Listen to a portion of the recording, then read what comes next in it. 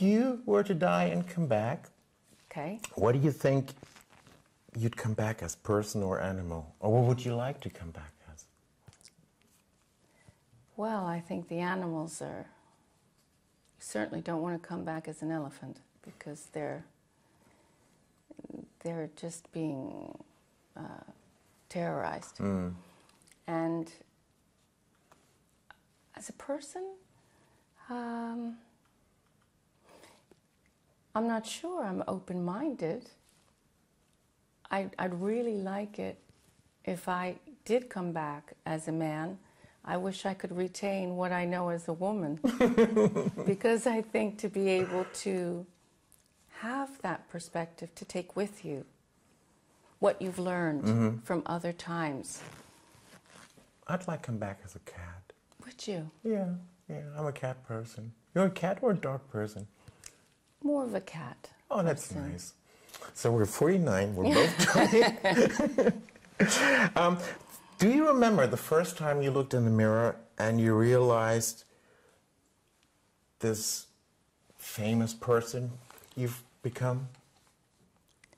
Was there ever a moment when you realized, oh, something happened? Yes, I think it might have been less clear than how you're expressing it, and it might have been fraught with judgment because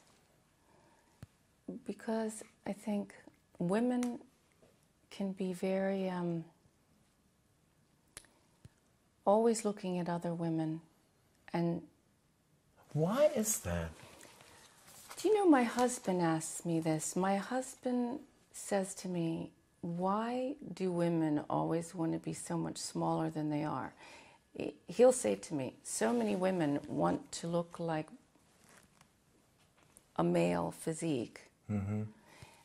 And instead of embracing who they are, embracing their curves. And he said, I'm telling you right now, heterosexual men want women to embrace their curves. And I'm not saying gay men, I don't know if they even think about it. I think they kind of think, well, really. you know, this is my friend. You know, this is a woman that, Yeah. or they want to dress them. Yeah, let me turn you around. Because some of my gay friends will say, oh no, you can't be in that. You're right. That's not doing you any favors. So we're back to think about expressing yourself in this way. But women are so critical of themselves and each other, to the point where we need a little dose of compassion once a week, once a day, for each other. Yeah. What's your biggest flaw? Oh, there. What's your biggest flaw? My biggest flaw is laziness. That's not mine. I have many.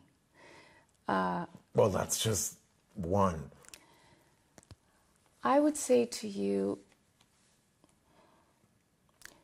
refusing to tackle something that I don't understand.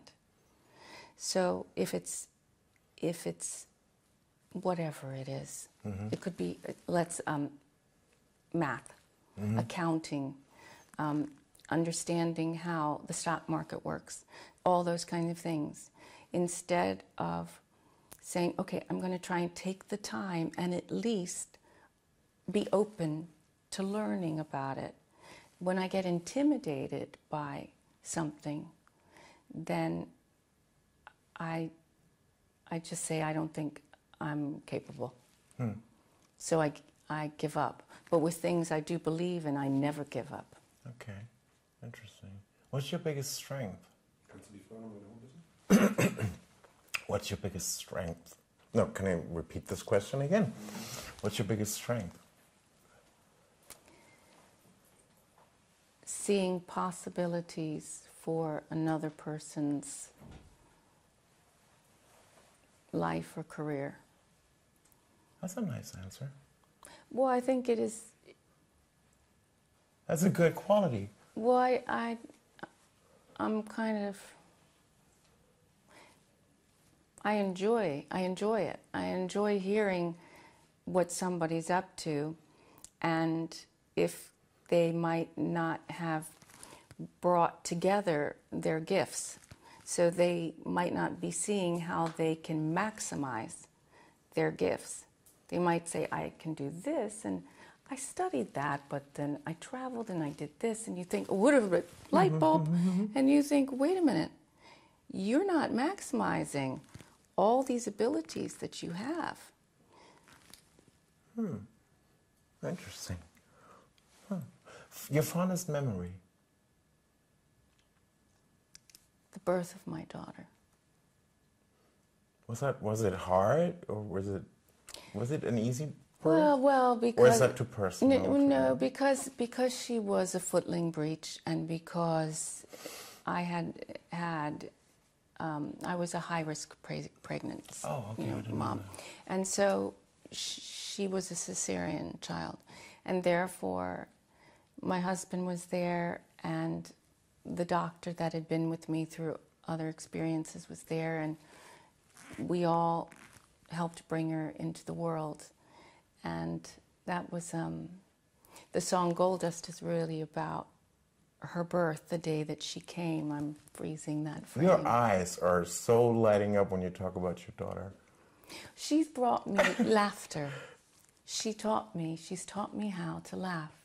She and her dad. That's good. That's nice. That's important. It's very important. It is important. I don't laugh enough. I laugh a lot, but I don't laugh. You know what I mean? Yes, I do. I find that for so much of my life, I didn't laugh much. And I didn't know how. I just didn't know how. My mom and I could get tickled. We could get tickled over something, just over something. But I'm talking about overall, to just be able to find the humor in certain things through the day. Not always find the injustice of it all, which there's going to be a dose of that, but to also find the moments that's so, life can be so ridiculous. And that took time. That took time because I was so serious. But can you feel joy now? Yes. Yes? Good. I'm still... Oh, when was the last time you laughed? Well, I guess I really, really laughed when my daughter sent a message to us. She was going with a friend this past weekend, and her dad said, well, you have this amount, you have money in your account. And he said, but if you spend it, then you spend it. And she said, well, quite frankly, I think the money's very lonely. When was the last time you cried? This morning we were talking about my grandfather, and the idea of, there was a discussion happening about life and death. Okay. And I think sometimes you haven't spoken about somebody in a while, and then you remember how much you just miss them. Not that you don't feel them here, you don't feel them here, but you just miss having a conversation with them. Right. Okay, final question. Finish this sentence. My life is... a constant...